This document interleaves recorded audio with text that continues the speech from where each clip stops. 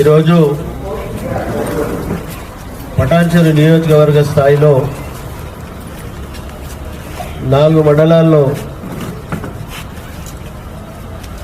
ఉన్నటువంటి కళ్యాణ లక్ష్మి షాదీ ముబారక్ లబ్ధిదారులకు చెక్కుల పంపిణీ కార్యక్రమం చేయడం జరుగుతూ ఉన్నది. ఈ కార్యక్రమంలో స్థానిక మున్సిపల్ చైర్మన్లు, స్థానిక కార్పొరేటర్లు, కౌన్సిలర్లు, మన ఎంఆర్ఓలు, ఎండిఓలు,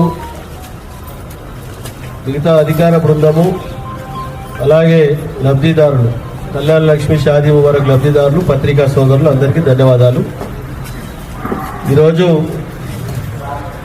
కళ్యాణ లక్ష్మి షాదీ ముబారక్